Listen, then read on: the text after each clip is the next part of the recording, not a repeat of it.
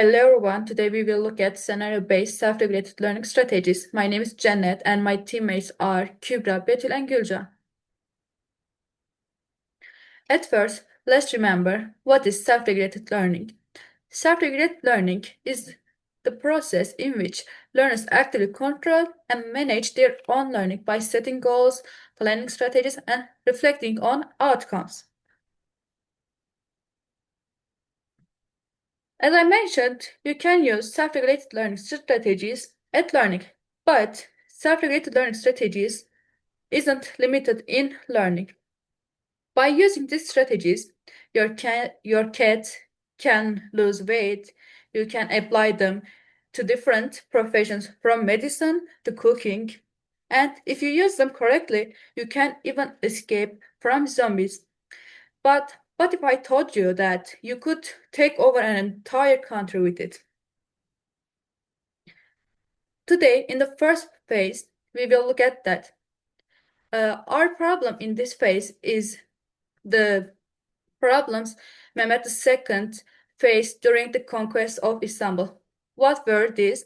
The inability to transport ship by sea due to the closure of sea routes and the resolution of problems through self-regulated learning strategies.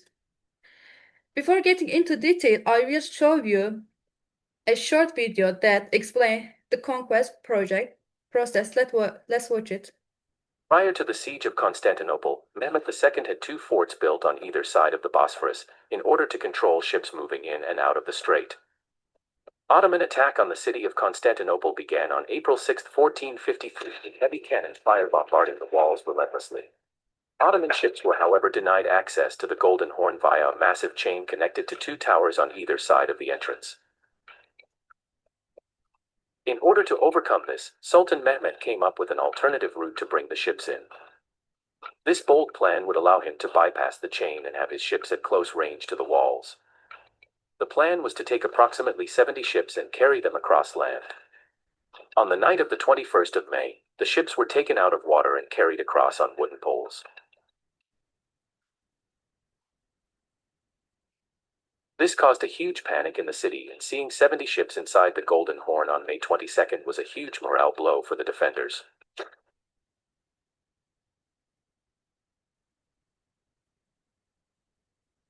Like and subscribe if you've enjoyed.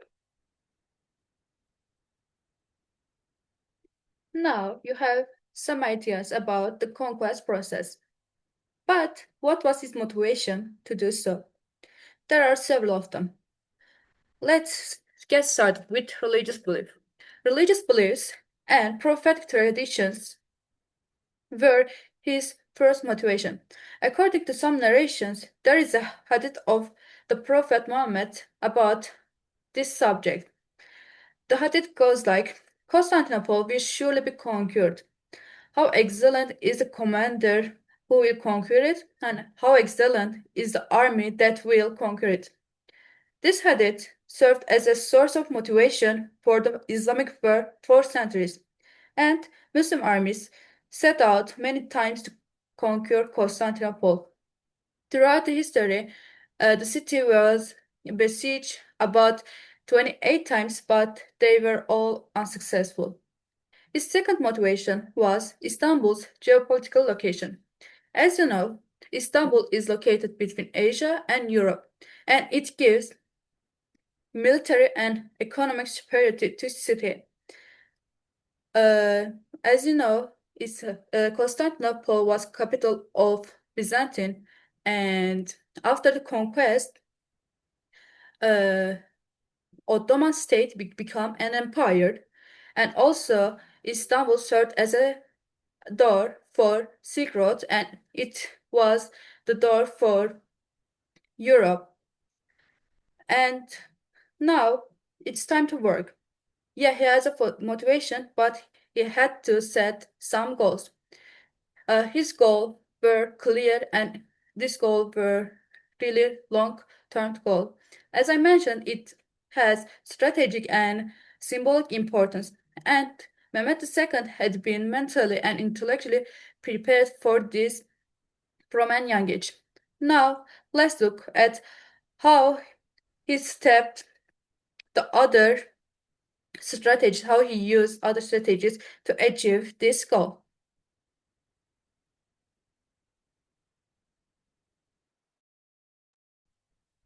So right now he had enough motivation and he had a clear goal. So it is time to plan and it is time to see how to he try to achieve this process. First of all, it is time to plan, as we said. First of all, as you know, Istanbul was besieged approximately 28 times throughout the history, but all attempts were unsuccessful. So instead of repeating the same mistakes, he saw these mistakes like as a learning opportunities. So Mehmet II carefully analyzed the strengths and weaknesses of the uh, Byzantine Empire. He learned from the previous unsuccessful siege and like past experiences. Actually, it shows a essential SRL skill. And also, while planning this process, he used maps, geographic knowledge, and intelligence reports to plan and organize his actions.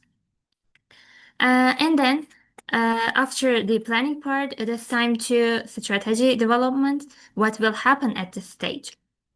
First of all, at the beginning of the siege, Mehmet II was going to attack Istanbul by using both land and naval forces. But he faced a difficult and he faced a big problem because Byzantine put a big iron chain across the entrance of the harbor. Because of that, Ottoman ships couldn't pass the sea, and the naval attack failed. So he had to change his strategy at this point because his strategy was not applicable in this situation. So if you remember when we were talking about the SRL strategies, we said that if your strategy is not suitable for you, you can change it with another one. So Mehmet II did the same thing actually. He changed his strategy and reorganized his actions, and he decided to transport ships over the land. It was a great idea. And actually, this shows us the flexibility and strategic control. And also, in this process, he used innovative giant cannons known as like Shahi cannons. He used them during this process. So this was the strategy development part. Now it's self-monitoring time. Sultan Mehmet constantly evaluated the progress of the conquest on a daily basis. He carefully observed the damage to the city walls after each attack, especially the effectiveness of the cannons. When the results were not enough, he did not continue blindly with the same method. Instead, he made some tactical adjustments, such as changing attack times and strategies. This shows self-monitoring because he regularly checked his progress and modified his plans when necessary. Time and resource management was also crucial for the success. Sultan Mehmet chose the most suitable season for the conquest, considering the weather and sea conditions. He also planned logistics carefully, including food supplies, transportation routes, and weapon production. Also, manpower was organized effectively, and new technology, especially the large cannons, was used strategically. This reflects SRL because he managed limited time and resources to reach a long-term goal. And finally, self-evaluation. After achieving success, Sultan Mehmet reflected on both his strengths and weaknesses. He analyzed what strategies worked well and which ones needed improvement. Based on these reflections, he introduced administrative reforms to strengthen the state and prepare for future. This shows self-evaluation because learning experience helps Sultan Mehmet become a more effective leader.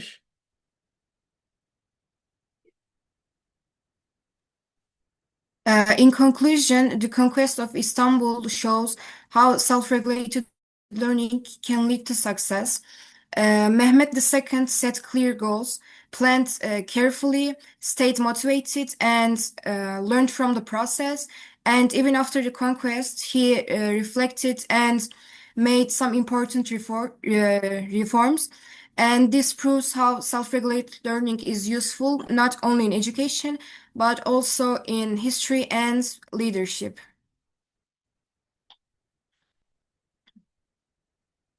And we also have a classroom-based scenario. So our classroom context is ninth grade students, aged 14 and 15. Their English level is A2, and we have 15 students in this classroom. And the classroom setting is learning English vocabulary effectively. So our problem is students don't know how to learn and use English vocabulary effectively, and our goal is to help students learn and use vocabulary effectively by using self-regulated learning strategies. So in this classroom, the main problem is students set very general goals, like I will learn to speak English fluently, but because this is not an achievable and a realistic goal, they cannot succeed. And to solve this problem, we prepared some activities for the students. We checked the curriculum to see what ninth grader students learn in the first unit, and their first unit is studying abroad. So we prepared all these activities based on this topic. And the first activity is a weekly goal board. In this activity, we focus on goal setting, and we wanted to make the goal setting process a more fun activity for students. And instead of just helping them setting goals, we want them to create boards setting clear goals like I will learn the vocabulary of the first unit this week, and we also want them to decorate their boards with pictures related to the topic, and this will help them remember the words better and stay motivated. And at the end of this activity, we expect students to set more SMART goals. And by SMART goals, I mean specific, measurable, achievable, realistic, and time-bound goals.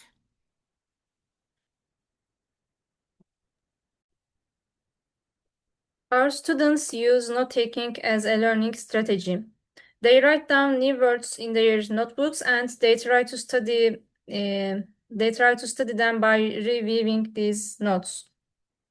While doing this, they begin to notice that some words are harder to memorize than others, and they usually mark or underline the words they forgot easily. This helps them become aware of their own learning difficulties. And this awareness leads to self-monitoring. Students start to monitor their learning process by asking themselves questions like, which words do I still forget, or like, which words do I confuse with others? And they realize that simply writing down words is not always enough. By checking their own progress, they understand what they need to practice more. And to support this process, we designed a card game for the students. In this game, students pick a card and without using the word itself, they try to describe it in a short sentence to their friends. And other students listens and tries to guess the words. If they cannot guess, they put the cards aside. After the game, students look at the cards they could not guess, and they realize that these words are still challenging for them. This is another example of self-monitoring because students evaluate their performance and identify which words they need to review again. In this game, Students can say for culture, for example, it shows how people live, think, and behave in a society.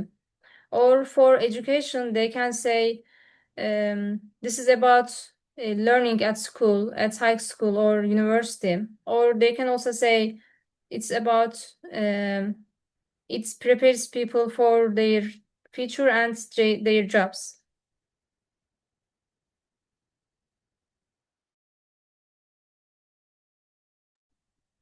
Yes, card game is a useful way to learn the vocabulary effectively, but it is not enough for the students. Students still have some problem with the pronunciation of the words, and they still don't know how to use them in a sentence. So they ask for help to their teachers, and their teachers suggest that a speaking activity. In the speaking activity, students are given 30 seconds to think and organize their words.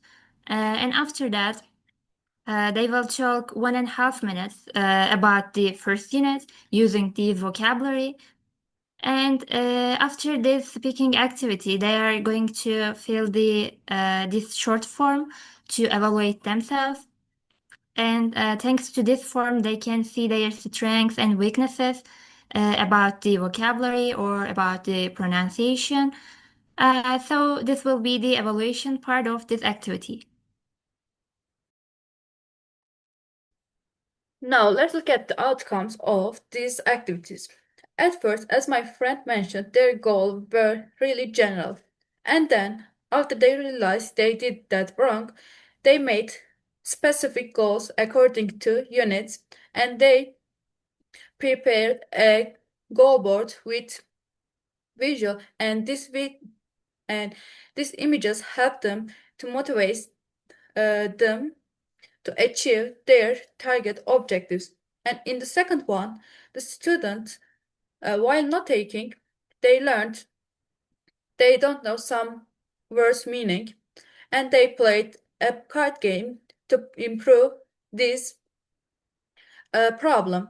But after even card game wasn't helpful, and in the third step, they went their teacher to seek help, and their teacher prepared a speaking activity to help them improve their vocabulary and to evaluate themselves. And after this speaking activity, with the form we showed, they evaluated themselves, and so that the learning process become better. These are the references we used. Thank you for listening.